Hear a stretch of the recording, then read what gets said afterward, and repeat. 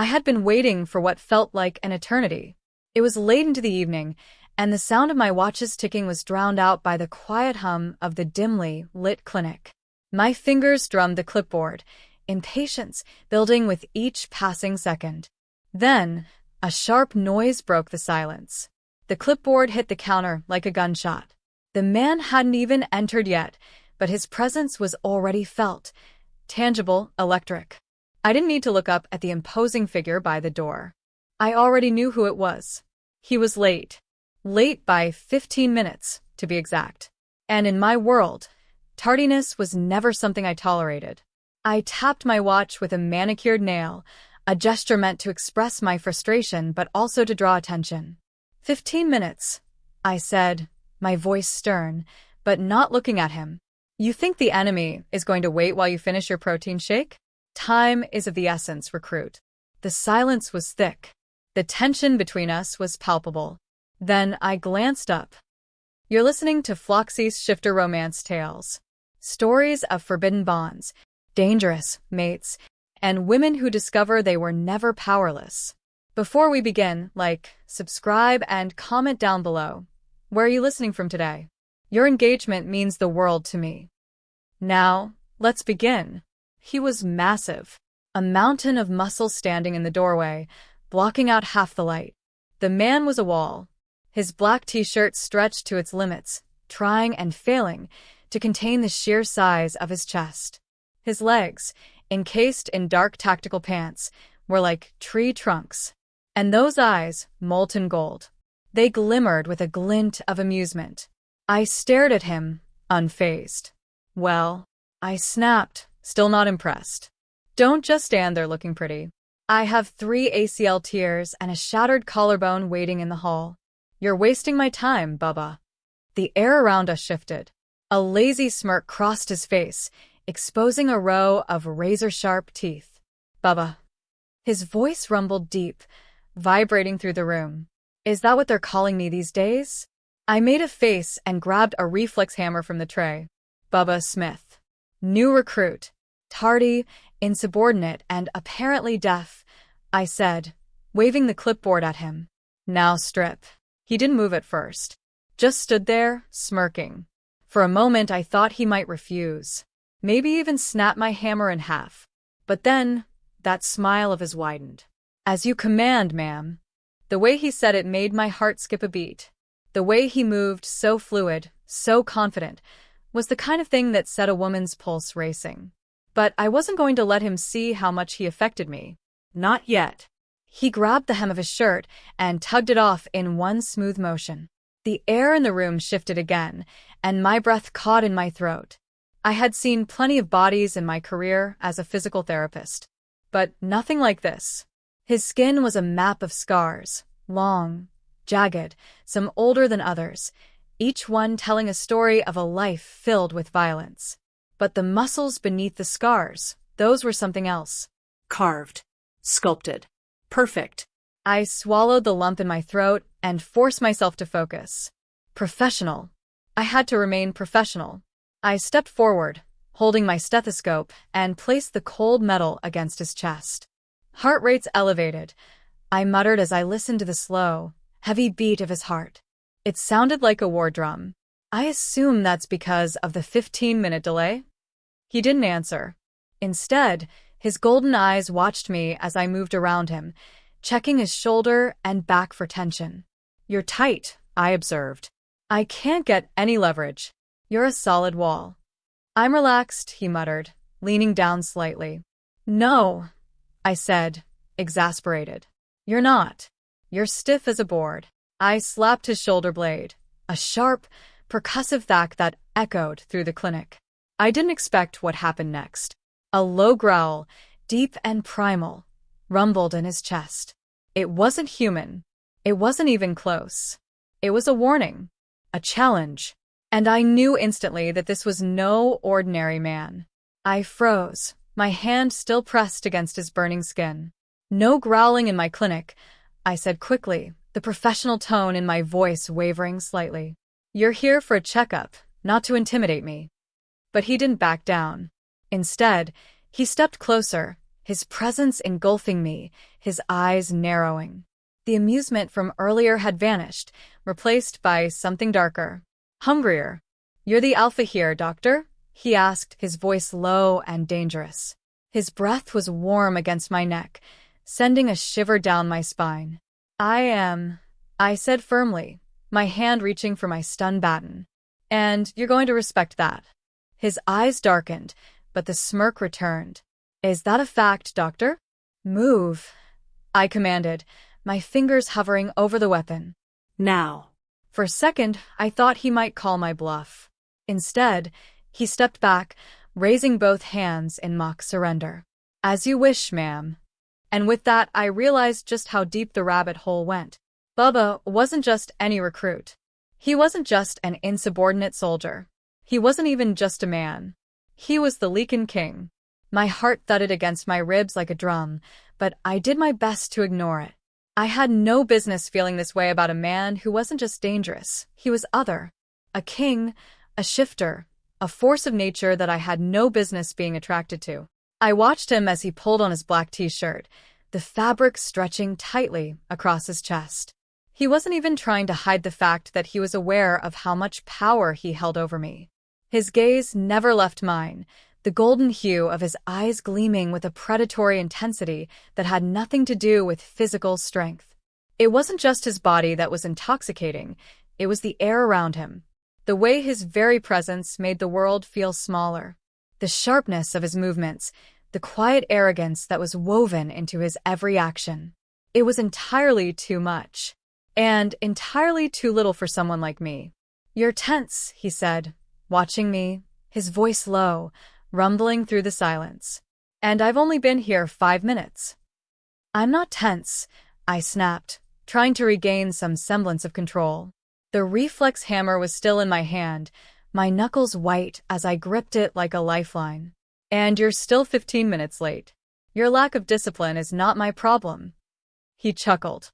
The sound wasn't one of amusement. It was something darker, a low vibration that seemed to hit something primal inside me. "Am I making you uncomfortable, Doctor?" He leaned in just a little closer, the faintest hint of a grin playing on his lips. His breath stirred the hairs on the back of my neck. I swallowed hard, trying to ignore the way the hairs on my skin prickled. "I'm a professional," I said, hoping it came out with the right level of authority, the right amount of coldness. But it didn't. His presence was like a heat wave, suffocating in its intensity, threatening to undo me. "You don't feel like one right now," he said softly, his voice like velvet, like an intoxicating whisper meant only for me. "Focus on what we're here for." I shot back quickly, forcing myself to step around him, trying to maintain the clinical distance. "Of course, Dr. Vale." His voice dropped to a deep, resonant growl, an audible reminder that he wasn't just any soldier. I took a deep breath, steeling myself against his presence, and walked over to the exam table. I needed to conduct this checkup, no matter how much he unnerved me. He needed to be treated like any other recruit. But he was not any other recruit. I turned back to face him, clipboard in hand. "Remove your pants," I said, just as I would to any other patient. His eyes sparkled with amusement. "Ma'am, we've done this before." I didn't flinch. I couldn't afford to. "This is your physical. Now." His hands moved slowly, teasingly, as if he had all the time in the world. He unzipped his tactical pants and slid them down his legs. It was like watching a predator remove the last of his armor before revealing his true self. And, as he stood before me, clad only in boxer briefs, I couldn't deny the fact that I felt the power in the room shift. But I wasn't here to acknowledge that power. I was here to do my job. "Get on the table," I ordered, even as I tried to ignore the sudden tightness in my chest. "I don't take orders easily, Dr. Vale," he said, his voice a seductive growl. His golden eyes were locked onto mine, filled with an intensity that set my blood on fire. I glared at him, stepping closer. "Then, maybe you'll listen better if I make this a bit more personal." "You think you can intimidate me?" he murmured, leaning in slightly, his lips barely brushing the shell of my ear. I leaned back slightly, my pulse racing as a scent, earthy and dangerous, washed over me. "I think you need to stay in line, Bubba," I said, trying to hold on to the thread of control I had. His lips quirked up into a smirk, his expression predatory. "Do you always talk like that to the royal guard?" he teased, standing up straight. "You're not a guard," I replied, my voice cold and clinical. "You're just a recruit, with an attitude problem." He let out a low chuckle and, in the blink of an eye, took a step toward me.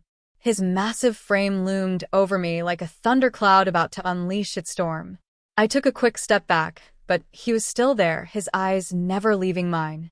"You should be careful with that attitude," he warned, his voice low, darker now. "Because I can show you what happens when a king's patience runs thin." I crossed my arms, staring him down. "That's funny," I replied, trying to maintain my confidence, "because I'm the one holding the hammer." He tilted his head, eyes glowing with that molten gold. "Let's see if you can make me break." I shifted uncomfortably on my feet. He was playing me, testing me in a way no man had before. But I wasn't about to let him win. Not like this. "Sit down, Bubba," I said, returning to my professional demeanor. "And keep your eyes where I can see them." He blinked once and then slowly, almost imperceptibly, sat on the exam table, looking up at me with a steady, unwavering gaze. "Good boy," I said under my breath, trying to focus on his physicals. My heart was still racing in my chest, but I had a job to do. So I pushed those feelings aside. But as I worked, as I moved through the motions of taking his blood pressure and checking his vitals, I couldn't shake the feeling that this wouldn't be the last time I encountered the Lycan King in my clinic. This was just the beginning. The air between us crackled with an intensity one couldn't deny, but I forced myself to focus on my task. The king was just another patient. At least, that's what I kept telling myself. But my mind kept straying back to the same thoughts. How he stood in front of me, towering with confidence, the power radiating off him like heat waves, how his molten gold eyes seemed to see through me, into me, and the smirk that played on his lips like he knew exactly how much he had me rattled. I adjusted my stethoscope around my neck and sighed inwardly. I had been through this before. Strong-willed men, arrogant soldiers, dangerous alphas, they all had egos that needed to be carefully handled. But Ronan? He was a different breed. A king, yes, but more than that. He was other. I steadied myself and began the examination again, this time forcing my focus solely on his body and nothing else. My hands felt slightly unsteady as I reached to check his pulse, and for a split second, I wondered if he noticed. He probably did. "Let's keep this professional, Dr. Vale," he rumbled, his voice smooth and low. Almost too smooth. "I don't think I need the whole checkup. I'm the doctor here," I replied curtly, forcing myself not to look into his eyes. "It's standard procedure." A low chuckle escaped his lips, the sound dark and full of amusement. "I don't think you believe that. Not when you're so distracted." I couldn't stop myself from glancing up at him, and I immediately regretted it. His golden eyes were fixed on me with that predatory intensity again, his lips slightly parted, as if savoring the moment. My breath hitched, but I forced my gaze back to his body. "Focus. Stay focused, Margot." I took a deep breath and finished checking his vitals, ignoring the sudden rush of heat flooding my body. Every inch of his presence was a reminder of how utterly out of my depth I was. He was King Ronan, the ruler of the shifters. And here I was, trying to act like I wasn't feeling every bit of the power and allure that came off him in waves. I couldn't be distracted. I couldn't let him have the upper hand. I had a job to do. I had been trained for this. But somehow, I knew this wouldn't be a normal checkup. This wouldn't be a routine examination. Because I wasn't just treating a man. I was treating the king, the Lycan King, the most powerful shifter in the world. And whether I liked it or not, that changed everything. His fingers drummed lazily against the side of the exam table, the sound of it unnervingly rhythmic. "So, how do you like being on this side of the table?" he asked. His voice was playful, but there was something darker lurking beneath it. I didn't look at him. Instead, I jotted down some notes on his file, trying to maintain some semblance of control. "I don't mind it. You're just another recruit," I said, the words a little harsher than I intended. He tilted his head slightly, and I felt his gaze on me, felt it like a physical touch. "You're a strong one, Margot," he said quietly, almost too quietly. "I like that." I froze for a moment, my hand midair, before I lowered it back down to the table.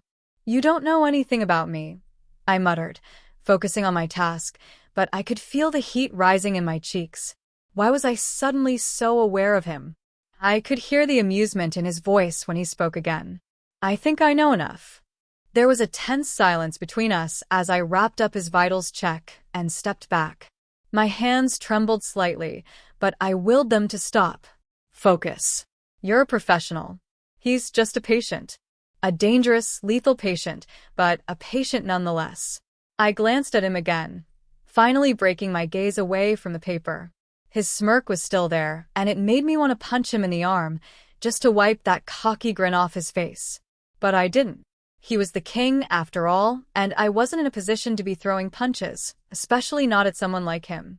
"I think we're done here, Bubba," I said, standing up straighter and folding my clipboard in my arms. "You're free to go. But next time, be on time." He didn't move, just continued to stare at me with those molten gold eyes. "I was on time," he said, his voice lowering. "For you. For this." I shook my head, not sure if I was more irritated or intrigued by his words. "You're still late. You're a recruit. And we have protocols." "Protocols," he repeated with a slight grin. "I've heard that word more than enough for one day. Well, if you want to be treated like a recruit, you need to follow them." "I think," he said, rising from the table slowly, "that we both know I'm not just any recruit, Doctor. But I'll humor you." I didn't know what to say to that, and I didn't want to engage any further.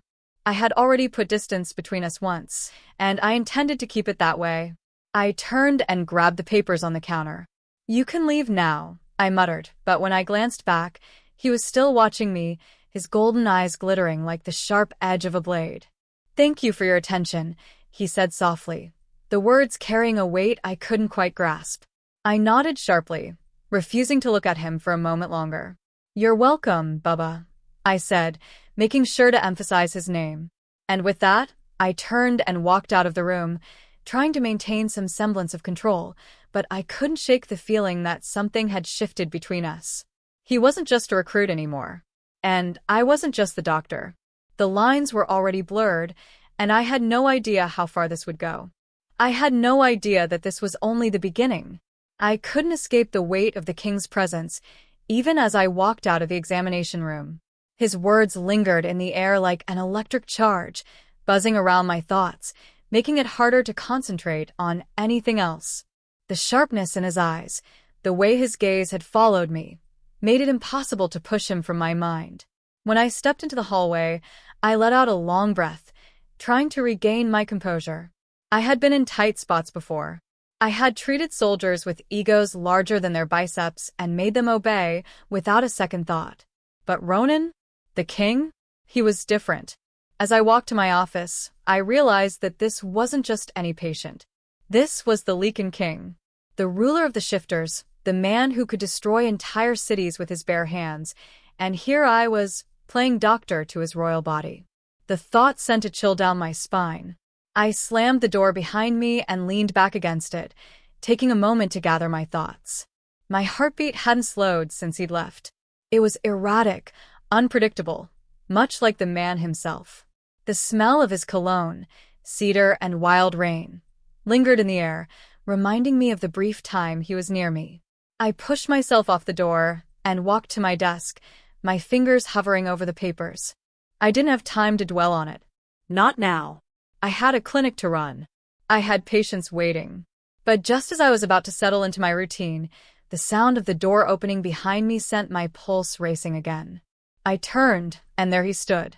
Ronan, standing tall, filling the doorway like a storm ready to swallow everything in its path. "Dr. Vale," he said, his voice softer now, though still thick with the same intensity. He didn't look angry, but there was something in his gaze that made me hesitate. "I believe I owe you an apology." I blinked, unsure of what he was talking about. "An apology?" I scoffed, half amused, half astonished. For what? He closed the door behind him, his heavy boots echoing in the small room. For making you feel uncomfortable, he said, taking a step closer. I'm not used to being on the receiving end of treatment, you know. I arched an eyebrow. I don't see why you should be sorry. You're the king. You get whatever you want.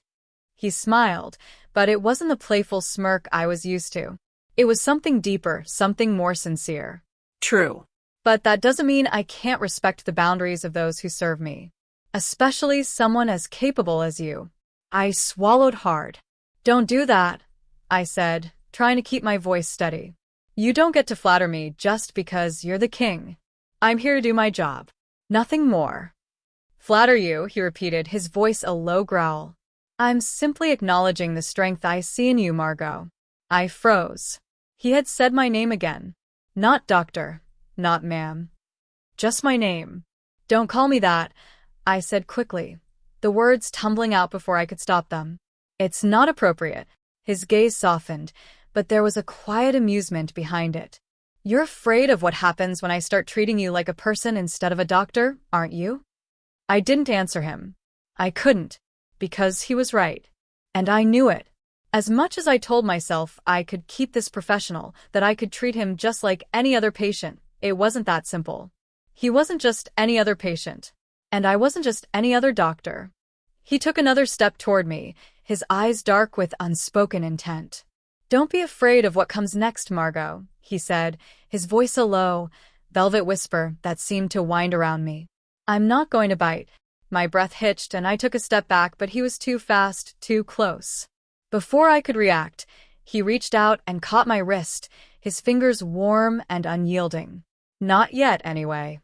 I tried to pull away, but his grip only tightened. He wasn't hurting me, not exactly, but I could feel his strength, his power, and it made my heart race even faster.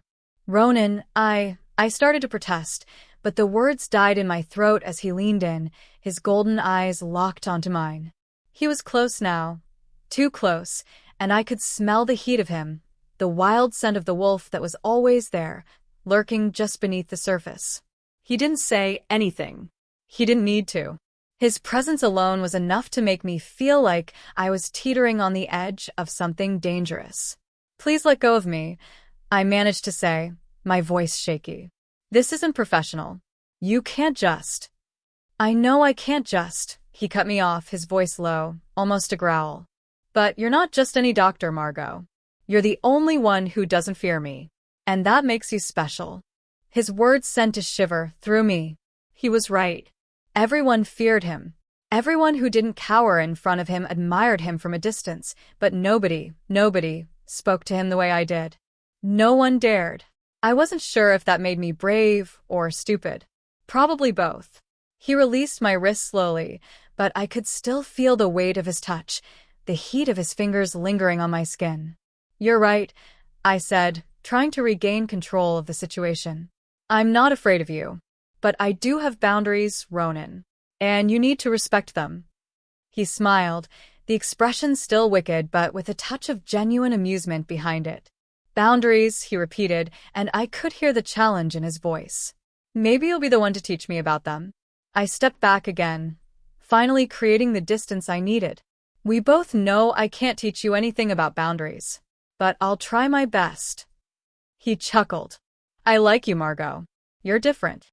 I'm just trying to get through the day without causing an international incident, I muttered under my breath. But if it makes you feel better, I'm really good at ignoring royal egos. Ronan's grin widened, and he took a step back, his hands held up in mock surrender. All right, but I'll be back. I shot him a pointed look, silently daring him to challenge me again. I'll be here, I said, my voice tight, but my heart still racing in my chest. He nodded and left the room without another word. The moment the door clicked shut behind him, I let out the breath I hadn't realized I'd been holding. What have I gotten myself into? I didn't have time to ponder it. There were patients waiting, and my job was to keep my cool, no matter who walked through that door. The sound of my heels clicking against the polished floor echoed through the hallway as I made my way to the next patient. The clinic had returned to its usual buzz, nurses and staff hurrying between rooms, the hum of equipment, the steady rhythm of patients waiting their turn. For the first time, in what felt like forever, the pace of the day felt normal. I had control. And yet, the memory of Ronan's presence loomed over me like a shadow, making my heart race in an entirely different way. I stopped in front of one of the rooms, took a deep breath, and pushed open the door. The patient, an older man with a limp, greeted me with a weak smile. I offered a friendly one back, though my mind was still on him. "Dr. Vale," the patient said softly, "I'm not sure about this. I've heard this treatment works, but—" I smiled. "I understand your hesitation, Mr. Warner. But you've come this far. Trust me, I've been in the same boat before. You're in safe hands." The therapy I was about to do was complicated, involving careful adjustments to the back and spine. As I helped him lie down, my hands moved automatically, but my thoughts were still elsewhere. I couldn't help it. Ronan had disrupted the careful balance I'd maintained for years. For the first time, I realized how dangerous it was to be near someone like him. I was a professional. A damn good one. But even I couldn't deny that there was a line I was starting to cross. A boundary I'd never imagined myself breaching. And the king, the Lycan King, was standing right at the edge of it, daring me to go further. Mr. Warner's soft cough pulled me back to the present, and I refocused. "Sorry about that," I murmured, adjusting my stethoscope. "Just tired." He nodded, clearly not interested in my personal troubles. "No problem. I know you've got a lot on your plate." I finished his examination, carefully checking his back and giving the necessary recommendations. As I helped him sit up, he caught my wrist unexpectedly. "Dr. Vale," he said in a low voice, "is it true that the king is here at the clinic?" I blinked. "What?" "You heard me," he replied with a knowing look. "Heard some chatter from the royal guards. They're always lurking around, but they're tight-lipped about the king's business." I took a slow breath and forced a smile. "I'm afraid I don't know what you're talking about, Mr. Warner." But inside, my stomach twisted. It was impossible. No one knew. The king kept his presence in the clinic minimal. But there it was, the unmistakable seed of doubt. Why would a guard talk about the king's business so freely? "Well," Mr. Warner said, "if you hear anything, I'd be curious to know. Something about that man doesn't sit right with me." The remark wasn't exactly threatening, but it gave me pause. Was the king's secrecy starting to make people suspicious? Were there whispers? Were there more people watching his every move, waiting for an opening? "Thanks for your time, Dr. Vale," Mr. Warner continued, shaking me out of my thoughts. "I'll follow up with the physical therapy." "Of course," I replied, offering a reassuring smile before I left the room. The next few hours were spent rushing through appointments, trying to ignore the unsettling thought that kept nagging at me. But with every passing minute, I couldn't help but feel a sense of impending danger that I couldn't shake. As the day wore on, I finally found a moment of peace, tucked away in my small office. The sunlight had started to dim as evening settled in. I sank into the chair, letting the weight of the day crash over me. But it didn't last. A soft knock at the door shattered the brief silence. "Dr. Vale?" My breath caught in my throat. I knew that voice. It was Ronan's. I had been hoping I would have at least a few more hours of reprieve. I had no idea why he was here, but my mind immediately jumped to the worst-case scenario. I stood quickly, smoothing my lab coat as I opened the door. Standing in front of me was Ronan, of course, but there was something different about him today. His eyes, usually filled with that lazy amusement, were now stormy, and his posture was far too tense. He was holding something behind his back, but I couldn't see what it was. "Your Majesty," I said, trying to maintain composure. "How can I help you?" He didn't answer right away. Instead, he stepped closer, his large frame filling the doorway. The familiar smell of cedar and rain swirled around me, and the proximity made my heart flutter in a way that I couldn't quite explain. "Dr. Vale," he said, his voice low, almost dangerous. "You've been avoiding me." I froze. "Avoiding you?" I repeated, trying to play it off. "I haven't been avoiding you. I've been busy." He didn't buy it. His gaze flicked to the side, almost as if he was calculating his next move.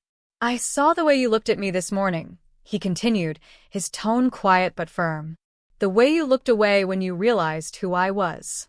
Don't try to deny it. I wasn't, I started, but he held up a hand, stopping me. I'm not angry, Margot, he said softly, but the words carried a weight that made them impossible to ignore. I just want you to understand. There's something between us, something that can't be ignored. Not by you, and not by me.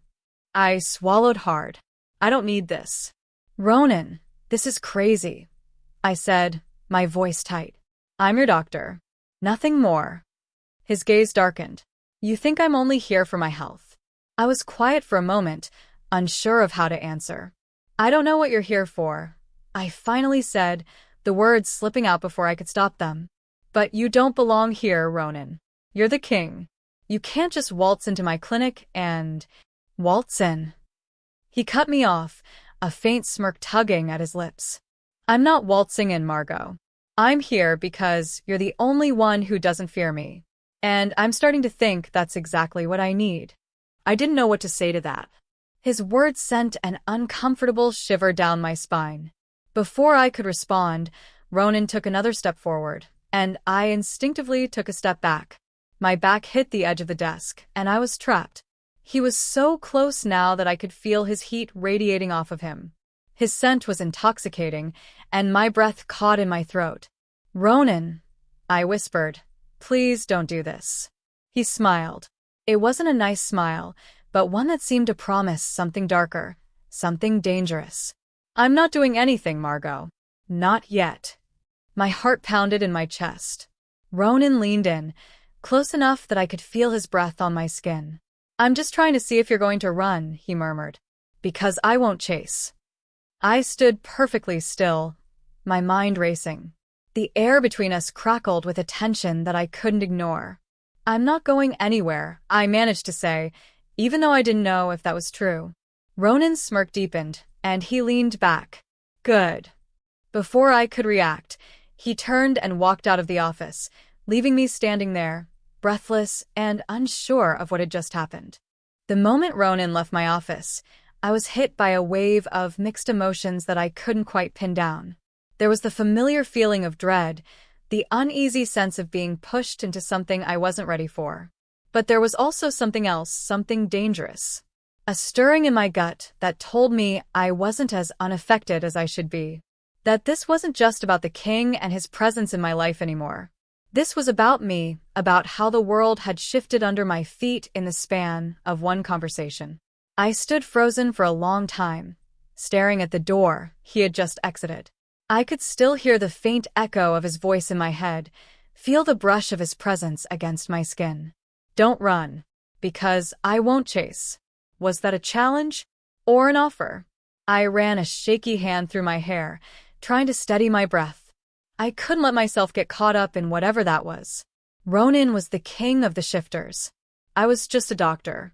A very good doctor, but nothing more. I couldn't let him throw me off balance like this. I glanced at the clock on the wall. I was already behind on my appointments. I had to focus. Focus, Margot. But it was impossible to shake the feeling that something had shifted between us. And if I wasn't careful, it was going to break me in ways I couldn't predict. Later that evening, after a long day of treating patients and pushing down the mounting tension inside of me, I returned home to my tiny apartment. The moment I stepped inside, I was met with silence. No Ronan here. I let out a long breath, feeling the weight of the world slide off my shoulders for just a moment. The life I had built, one of professional success, order, and self-control, had felt solid until now. And now it felt like a house of cards, ready to crumble at the slightest touch. I kicked off my shoes and sank onto the couch, massaging my temples. I had been a doctor for years, handling every type of patient, every type of scenario, but nothing had prepared me for the power, the intensity, the sheer insanity of a man like Ronan. Why did he come to me? Why me? My phone buzzed, pulling me out of my thoughts. I grabbed it off the coffee table, relieved to see it wasn't him. It was just a message from my friend, Allison. Hey, you good? You seem off today. I typed back quickly, trying to keep my cool. Just tired. Long day. Her response was instant. Don't tell me you're still dealing with that guy from earlier. Seriously, Margot, you need a life outside of work. You're too good for whatever mess he's pulling you into. I couldn't help but smile at her concern. Allison had been my best friend since med school, and she always had a way of making everything seem simple. I'm fine, I swear. Just a tough case. I sat back on the couch and let the message sit there, the sound of my breathing the only noise in the apartment. I was fine. I had to be. Ronan's visit hadn't meant anything. He was just another high-ranking patient, someone I'd have to deal with for a while. Nothing more. But deep down, I knew that wasn't the whole truth. The phone buzzed again. Allison had replied, "You're a terrible liar. But fine. Just don't lose yourself, okay?" I stared at her message for a moment before responding with a quick thumbs up. I didn't have the energy to explain. I didn't have the words. And maybe, just maybe, I didn't want to. The following days passed in a blur, each one melding into the next. Work, patience, the usual grind. But something was different. It wasn't just the look in Ronan's eyes when he had stepped into my office. It wasn't just the electricity between us when we were in the same room. It was how he kept finding his way into my thoughts, into the space I had worked so hard to protect. I didn't have time for distractions. I had worked too hard to get to where I was. I was the best physical therapist the kingdom had. I couldn't afford to let some enigmatic, untouchable king with molten gold eyes turn my entire world upside down. And yet, here I was, thinking about him again as I waited for my next patient to arrive. The door to my office opened with a soft creak, pulling me out of my thoughts. I looked up to see a young woman about my age, with a tired but determined look on her face. She was carrying a small bag and had the look of someone who had just walked in off the streets. "Dr. Vale?" she asked hesitantly. I stood up and smiled. "Yes, that's me. Come on in. How can I help you today?" As I moved to prepare for her exam, my mind, despite my best efforts, drifted right back to him. A few hours later, I was standing in the hallway, taking a short break, when I heard the unmistakable sound of footsteps approaching. My heart skipped a beat. I didn't need to look up to know who it was. There he stood, towering above everyone else, blocking the hallway with his presence. Ronan. I didn't know if I was ready for this, but I didn't have a choice. I took a deep breath and turned to face him.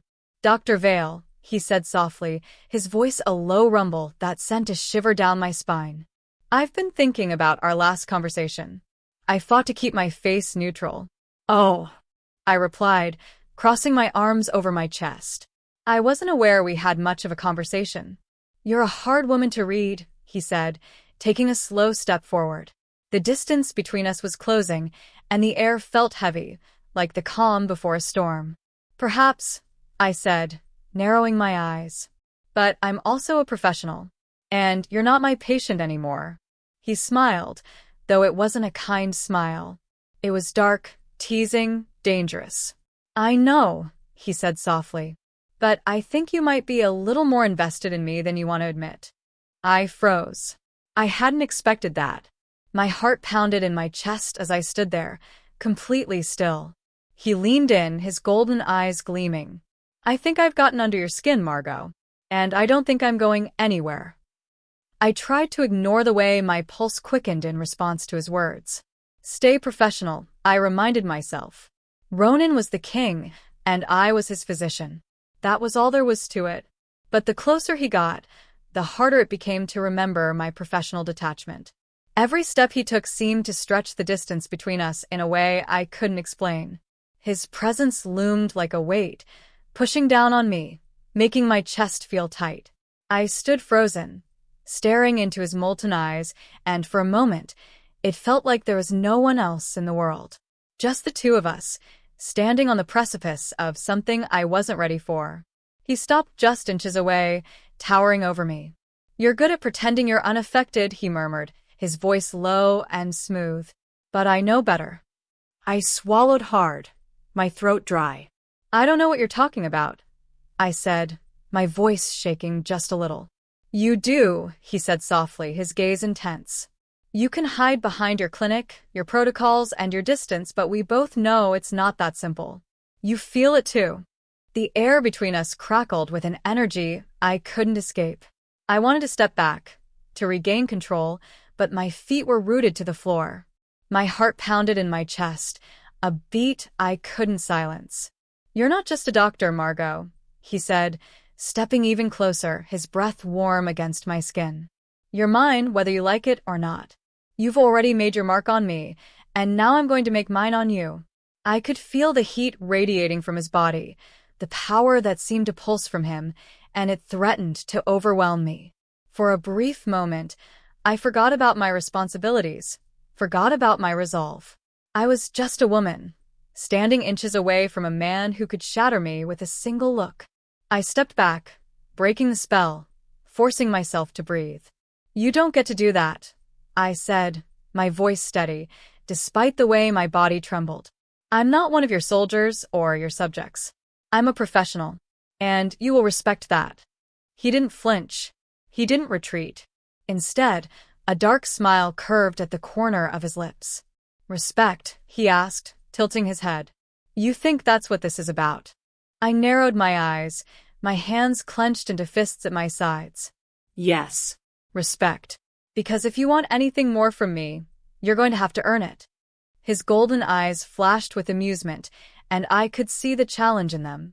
"You think I have to earn anything from you?" he asked softly, his voice dripping with an intoxicating mix of arrogance and charm. "I already own you, Margot. I'm just giving you the time to realize it." The audacity of his words hit me like a punch to the gut, and for a moment, I didn't know what to say. Every instinct in my body screamed to walk away, to put up walls, but the pull he had on me was undeniable. "I'm not your possession," I managed to say, though the words felt hollow even as they left my lips. He took a step closer, and I could feel the weight of his gaze on me. "You already are," he murmured. "You just don't know it yet." I shook my head, trying to push him away mentally, but my thoughts were a jumbled mess. "You need to leave," I said, my voice firmer this time, though my heart wasn't sure if it agreed. He chuckled darkly, the sound sending a shiver down my spine. "Fine," he said, holding up his hands in mock surrender. "But remember, Margot, I'm not going anywhere. And neither are you." Before I could respond, he turned and walked away, the door to my office clicking shut behind him with finality. I stood there for several moments, staring at the empty doorway. My heart was still racing, my mind spinning from the encounter. What the hell was I supposed to do now? The following days dragged on in a blur of patience, paperwork, and fleeting moments of peace shattered by the constant reminder that Ronan was never far from my thoughts. He had gotten under my skin in a way I wasn't prepared for, and I hated how much it bothered me. I was sitting at my desk, reviewing some intake forms when I heard the unmistakable sound of footsteps approaching. My breath caught in my throat. There was no mistaking the stride, the presence that seemed to fill the room before the person even stepped inside. I didn't need to look up to know who it was. "Ronan." I took a deep breath, trying to steady my nerves before I looked up to face him. He was standing in the doorway, his massive frame blocking the light, casting a long shadow across the room. His golden eyes met mine, and the weight of them was enough to make my heart skip a beat. "You're still here?" I managed to say, though it came out more like a question than I intended. He stepped into the room without waiting for an invitation, closing the door behind him with a quiet click. "I told you I wasn't going anywhere." I forced myself to stay calm, but inside I was anything but. "I've already told you. I don't have time for whatever games you're playing," I said, trying to sound more confident than I felt. Ronan smiled, a slow, predatory grin that made my pulse quicken. "I'm not playing games, Margot. I'm just getting started." The rest of the day passed in a blur, but my mind kept returning to Ronan, to the promise of something I wasn't ready for. Each encounter with him, each interaction, made it harder to stay detached, to keep my professional distance. But I couldn't let him win. I couldn't let myself get drawn into whatever this was between us. By the time evening rolled around, I was exhausted, both physically and mentally. I needed a break, a chance to clear my head. But as I stepped outside my clinic and headed toward my car, I realized I wasn't going to get that break. Ronan was standing by my car, his arms crossed, his gaze fixed on me. I stopped in my tracks, feeling my stomach tighten. "What are you doing here?" I asked, my voice a little too sharp. "I'm here to talk," he said simply, his voice calm, but full of that same underlying intensity. "We need to discuss things, Margot. You can't avoid this forever." I stared at him for a long moment, my mind racing. There was no running from him, no hiding. But I couldn't let him get to me. Not like this. Not without a fight. I took a deep breath and squared my shoulders. "I'm not interested in whatever you think we need to discuss, Ronan," I said, my voice firm. "I'm just trying to do my job." He took a step closer, and I could feel the space between us shrinking with each movement. "You think you can just push me away?" he asked, his voice low, almost teasing. "You think I'll let you?" I clenched my fists at my sides, but I didn't back down. "You don't get to dictate my life," I said, though even as I said it, I wasn't sure if I believed it. He smirked, the gold of his eyes gleaming with amusement. "You're wrong, Margot. I already have." The night air was cool against my skin as I stood there, facing him in the parking lot. Every inch of me screamed to walk away, to put distance between us, but I stood frozen. Ronan's presence was too much, too commanding. The tension between us was palpable, the air thick with the unspoken challenge. And no matter how hard I tried to maintain my composure, he had a way of unraveling me. I shifted on my feet, unwilling to break the silence. My heart was racing, a mix of anger, confusion, and something else, a dangerous something I wasn't ready to admit. "I told you to leave," I said, my voice sharper this time, trying to regain control. Ronan didn't move, didn't flinch. His golden eyes remained fixed on me, intense and unwavering. "You don't get it, do you?" he said, his voice calm but laced with that deep, dangerous undertone. "You're not in charge here, Margot. You never were." I wanted to respond, to argue back, but the words stuck in my throat. My hands clenched into fists at my sides, and I fought to keep my breath steady. The overwhelming force of his presence was like a weight pressing down on me. "You've got to stop this," I managed, though my voice was barely above a whisper. "You're the king. You've got a kingdom to run. You can't just make everyone around you bend to your will." He tilted his head, his smirk widening. "Who says I can't?" I shook my head, frustration boiling up inside me. "You don't own me, Ronan. I'm not one of your soldiers, and I'm certainly not one of your subjects." The amusement in his eyes dimmed slightly, replaced by something darker, more intense. He took a step forward, and I instinctively stepped back, only to be stopped by the cold metal of my car behind me. "I don't need to own you, Margot," he said softly, his voice like a velvet caress that sent a shiver down my spine. "I just need you to understand that we're bound by something more than fate. You and me, we're tied together, whether you like it or not." I didn't know what to say to that. He was right about one thing. I didn't like it. I didn't like the way he made me feel. The way he got under my skin without even trying. I didn't like how my heart skipped a beat every time he looked at me, how I couldn't get the image of him, shirtless, dominating the room, out of my head. "You think you can control me?" I snapped, trying to regain some semblance of power. "You can't, Ronan. I'm not afraid of you." His gaze softened, though his lips curled into a knowing smile. "You're right. You're not afraid of me." He took another step closer, closing the distance between us until there was only a sliver of space separating our bodies. "But you should be." Before I could respond, his hand reached up, cupping my chin gently, forcing me to meet his gaze. The warmth of his touch sent a jolt through me, and I hated myself for it. But I couldn't pull away, not when his eyes were so fierce, so full of unspoken promises. I could feel his breath on my lips, and for a second, I thought he was going to kiss me. "You're mine, Margot," he said, his voice rough with something primal. "You just don't know it yet." I wanted to push him away. I wanted to slap his hand off my face and demand that he leave me alone. But as he stood there, so close, so impossibly close, all I could do was breathe in the scent of him, rain, and ozone, and try not to fall into the trap he'd laid so expertly before me. "I'm not yours," I whispered, though it sounded like a lie even to my own ears. Ronan chuckled, a low, dark sound that made my heart stutter. "Oh, but you are. And I'll make you see that." He let go of my chin, but not before brushing his thumb over my lower lip, a touch so tender it sent a shiver through my entire body. And before I could even react, he was gone, walking away, leaving me standing there, breathless and confused. I didn't know what had just happened, what was happening. But I knew one thing for certain. My life had just been flipped upside down. The next few days were a blur. Each time I tried to shake off the encounter with Ronan, his presence seemed to linger like smoke, wrapping itself around my thoughts, clouding my mind. Every encounter felt like a test, a game I wasn't prepared to play.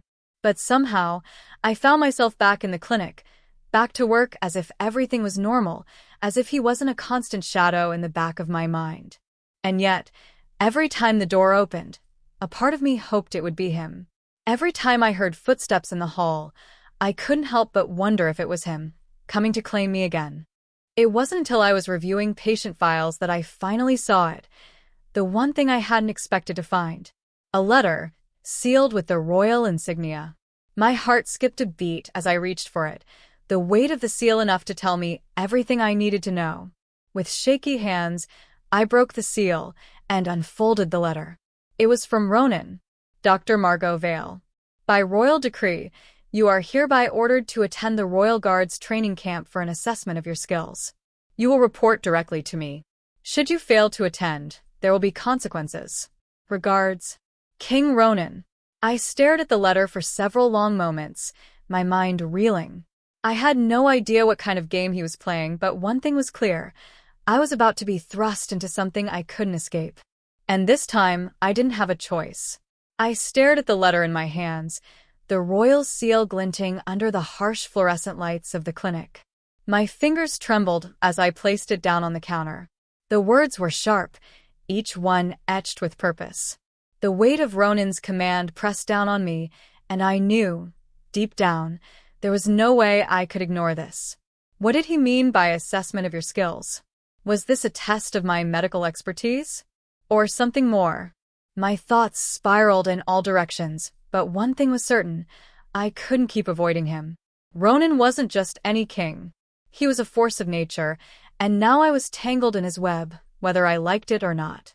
I ran a hand through my hair, a mix of frustration and confusion bubbling to the surface. What was I even doing? How did I end up here? I wasn't supposed to be involved with the Royal Guard, or any of this, him. But every time I tried to break free, he reeled me back in with that impossible charisma, that raw, almost dangerous allure. Sighing, I pulled myself together and finished my shift. The letter remained on the counter, taunting me with its promise of a future I wasn't ready to face. But when the last of the clinic patients left, I locked up, grabbed my things, and left, knowing that tomorrow I would have to face whatever lay ahead. The next morning, the sun was just starting to break through the clouds as I stood outside the royal grounds. A massive, iron-wrought gate loomed in front of me, a symbol of the kingdom's power. Guards stood at attention, their dark uniforms blending with the stone walls. The scent of fresh earth mixed with the cool morning air as I stepped forward, heart pounding in my chest. I wasn't sure what I expected, but as soon as I stepped inside, I realized that nothing could prepare me for what I was about to witness. The Royal Guard was unlike anything I had ever seen. It wasn't just a training camp, it was a battlefield. The air was thick with tension and purpose as soldiers sparred, ran drills, and honed their skills. The sheer power radiating from them was palpable. I felt out of place, a civilian in a world of warriors. But before I could turn back, a familiar figure appeared in the distance. Ronan. He stood tall, his broad frame cutting through the crowd like a predator in its prime. He wore the royal uniform now, adorned with golden accents that gleamed in the sunlight. His eyes locked onto mine, molten gold flashing with intensity. "Margot," he said, his voice low and commanding. "You're late." I took a deep breath, forcing my feet to move forward, not knowing what I was walking into. I wasn't given a time, I retorted, trying to sound confident, though I felt anything but. But I'm here now, Your Majesty. His smile was slow, teasing. You're always full of surprises, aren't you? He murmured, his golden gaze never leaving me. He waved a hand toward the training grounds, and one of the guards immediately stepped forward, leading me toward the center of the camp. Ronan followed close behind, his presence too overwhelming to ignore. The soldiers paused in their training to watch as we walked by, eyes wide with curiosity and a hint of awe. I felt the weight of their stares, but I kept my chin high, trying to ignore the growing tension in my chest. When we reached the center of the camp, Ronan stopped. He didn't speak for a moment, just watched me with a look that made my insides twist. "This is where you'll prove yourself, Dr. Vale," he said, his voice sharp. "Not as my doctor, but as someone worthy of being part of my world." I frowned, confused. "What do you mean?" "You've been underestimating yourself. But this," he gestured to the chaos around us. "This is where I find out if you're truly ready for what's coming. If you can handle the weight of my world." I tried to make sense of his words, but before I could ask further, he nodded to the guard. Without a word, the soldier tossed me a sword. My reflexes kicked in as I caught it, though the weight of the blade in my hands was foreign and strange. "Ready yourself, Margot," Ronan said, his voice taking on a dangerous edge. "This is your first lesson. Fight." I blinked, stunned. "Fight? With a sword? You can't back out now.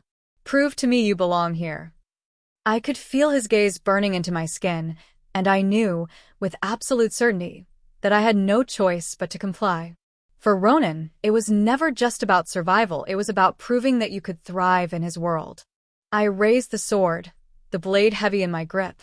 My breath caught as I faced the guard, who was now standing in front of me, ready to engage. The moment felt suspended in time, the world narrowing to just the two of us, the pounding of my heart echoing in my ears. The first swing came from him, fast, precise, aiming for my midsection. I barely dodged in time, the blade grazing my side. A sharp sting shot through me, but I didn't stop. I couldn't. Not when Ronan was watching. Not when my fate was already written into the tension of the air. I retaliated, swinging with all my strength, but my move was clumsy, and the guard easily blocked it. The clash of metal rang out, louder than my heart pounding against my chest. "You're too slow." Ronan's voice cut through the noise, laced with something between disappointment and challenge. "You need to be faster, Margot. Stronger." His words spurred me on, though every instinct told me to back off, to stop before I made a fool of myself. But I couldn't. Not when he was watching, not when I knew what was at stake. The guard's next swing came at me again, but this time, I was ready.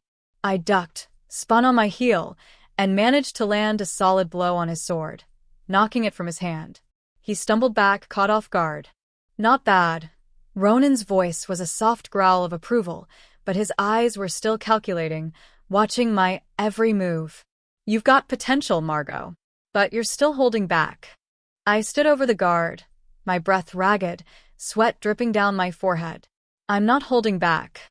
"You are," he said, his gaze darkening. "You're afraid. And if you don't overcome that fear, you'll never survive in my world." Before I could respond, Ronan stepped forward, closing the gap between us in a flash. His presence overwhelmed me, and for a moment, I forgot where I was, lost in the pull of his intensity. His hand brushed my arm, the touch a reminder of everything that had passed between us. "You belong here, Margot," he murmured, his voice low and intimate. "And I'm not letting you go." The words hit me like a wave, crashing over me and pulling me under. I wasn't sure what was happening anymore, but for the first time since meeting Ronan, I felt something shift inside me. It wasn't fear anymore. It was acceptance. I looked up at him, meeting his gaze for the first time without hesitation. "Then let's finish this." And just like that, everything changed. The world around us faded into the background as we faced each other, two souls bound by fate and fire, ready to take on whatever came next. Together,